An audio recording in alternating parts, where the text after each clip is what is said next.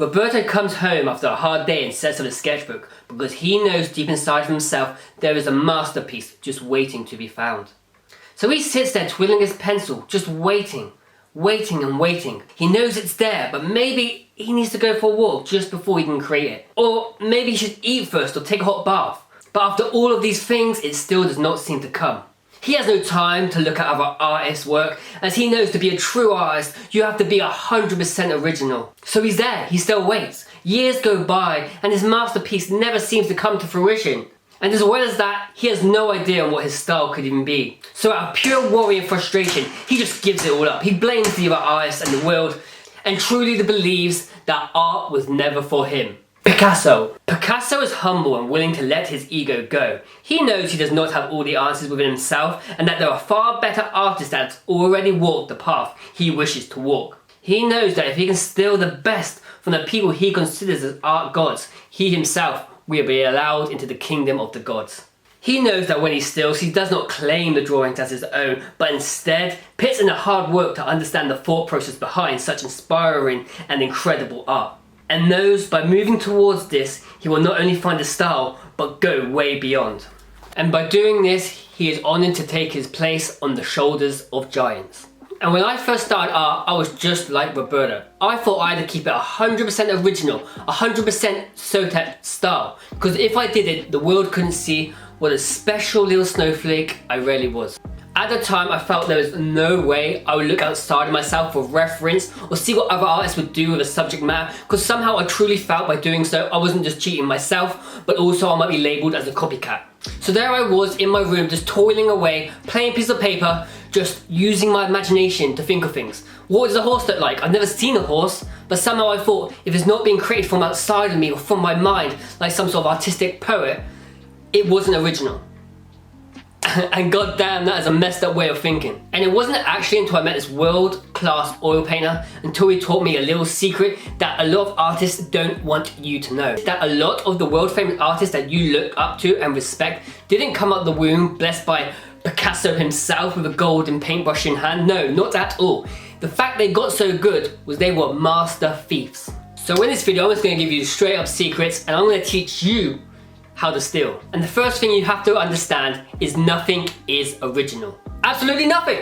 And once you realize that nothing is original, it takes all the pressure off the artist. So many times you would find artists sat on a blank piece of paper just trying to manifest some sort of crazy design, and it just never happens, okay? It just never does. I've been there, and I know for a fact you've been there too. But why is that? It is because you're just putting extreme pressure on yourself to create a masterpiece out of thin air. And it's just not realistic. The moment you realize that nothing, and I mean nothing, is original under the sun, you have complete freedom to collect from people who have already traveled down the path that you want to. And do not get me wrong, this rule does not just apply for visual artists. You can copy this to musicians, entrepreneurship, people who just want to knit or create weird things. There are people who have gone before you, and do not be afraid to humble yourself and seek how they thought about the process and what they created to get ahead of everybody else. If you want to see further, the only way to do it is to be standing on the shoulders of giants. And this is even the basic principle on how you find your styles. So everybody hit me up on my DMs asking me how to find their own style. This is the key. Boop. Now let's just try this experiment. As I scroll through this Pinterest page, naturally there are things you will be attracted to. You might be an artist who just likes things super illustrated with vibrant colours. Or you might have some sort of depression issue where you like it all muted, dark and eerie, which is also cool. Or that might not even be a thing at all, and you just might like super clean clinical portraits. Either way, as you look at a Pinterest board, you're going to be naturally gravitated towards certain things. And this is an amazing indication to start to find on where you should be stealing. And when you steal, you get closer to what it is you want to be creating. And once you find the people that you do want to be stealing, now it's time to get your lockpick set and go straight to town. Take everything about that artist you admire. Is it their color palette? Is it how they do figures? Is it the movement? Is it certain positions they can hold a character? Strong, weak, vibrant. Look for what it is exactly you want to take. And then you take it. Here is the biggest problem many people struggle with. When I do say take it, you don't take it and then say it's yours. That is a big no, and that goes with everything. It's not plagiarism that you want to accomplish, but what you are actually trying to do is think about the mindset that artist has and how his hand moves. He has gone the journey, he has made the mistakes. Why do you want to start on square one when he's already on level 50? It makes no sense at all. That's key number one. Big key number two, never steal from a single artist. And this is a massive problem, because if you steal from one artist, you are very, very quick to be called out because all you know is their style. Instead of stealing from one, you want to be stealing of a multitude of artists. At first, I would suggest 5 to begin with, and as you start to develop and build that up, move on to 6, 7, take one, add one, like a team. Just think of like a football team. You're taking one out, putting someone in place. And before you know it, you've got to figure the dynamics before you start finding what it is you truly want to create. A good way an artist friend told me was to think of yourself as a chef. If you had one single ingredient, let's say a carrot, what can you make with a carrot? Chop it up, maybe give it to some vegans, who knows? It isn't that interesting, isn't that great? Now let's say I was to give you 5 different ingredients. You can make, God knows how many dishes you can make, but you can make a lot.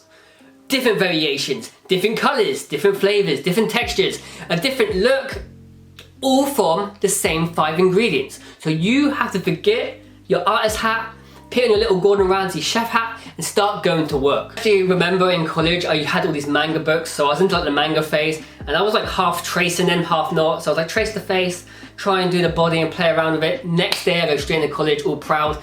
Somehow you tricked yourself into believing you were the original creator, so I started showing everybody. It went around, people were like, yeah, it's really good, until it hit the manga professional. This kid must have been one of those guys who sits in his room and watches Naruto for 24 hours because he knew his stuff.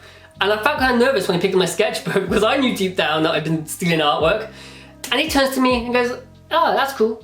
Kind of just like Tom's work. And I felt that big. And so I should. I should never have claimed it to be my own. And that is where you don't want to be making the same mistakes. And another point to add to this is you are the equivalent of the 5 people you hang around with most. And you can apply that principle to your art. And once you get clarity on the 5 artists that you want to take from, it's a lot easier for you to start finding and digging into your style. No secret I would turn up to a blank page overly frustrated that a masterpiece would not just fall out of me. It was not until I humbled myself and started to look around at other artists who are way better than me that it was until I truly improved. And I ain't gonna cover up, I tell you who I stole from in the very beginning. I stole a lot of my original concepts from Hombre Suck. I mixed that up with the style and characteristics of Paco Sanchez. From there, there's a girl called William Beckhardt, and she does these crazy hands, really strong illustrated. So I took that and added them together. Think of it like a Lego piece, it's getting built. Hair I took from a woman called Losh Fee. She had so much flow and looseness in her hair. And from there, I just kept switching them up, taking different elements until my style was almost completely original. And if I show you it now, you can now see the references of where I took from, but nobody knew that until I just told you. But that's the truth. That's why you should ask yourself what artist is that you want to be taken from. And don't be embarrassed to think of it as cheating, because it really isn't. Just think of it as the people that really inspire you deep down. And if you ever do feel like your style was too close to the person you're stealing from, put it on Instagram and give that person props.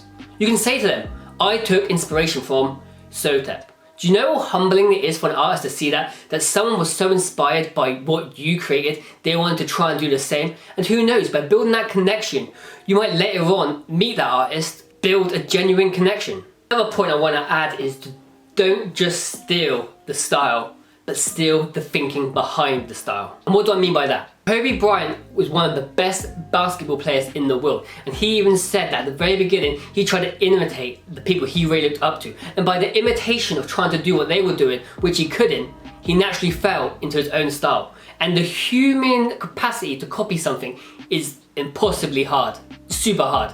So either way, by trying to copy, you'll never get the exact copy. I really hope this video actually has helped you to realize that it's okay to steal. It's okay to be inspired by other people's work, and you should not feel like a cheater, because you don't want to be going around telling everyone that you were the pure creator. You just want to start appreciating other artists and learning from other human beings, which I truly believe we are here on this earth to do.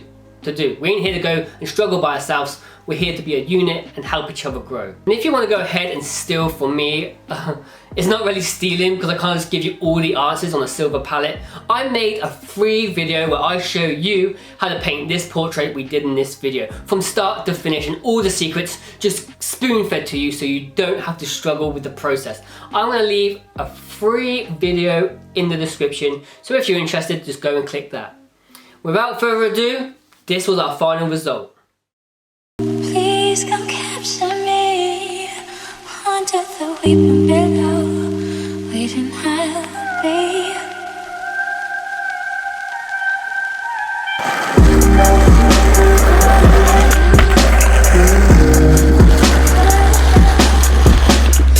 I really hope you guys found this video useful. I need to say a massive thank you to everyone on the Patreon. Over there you get the stickers, the free lessons, PDFs, a load of good community vibes. So thank you all as well for supporting the channel. It's been amazing. Until next time, you stay well and you keep creating, you keep stealing, and peace.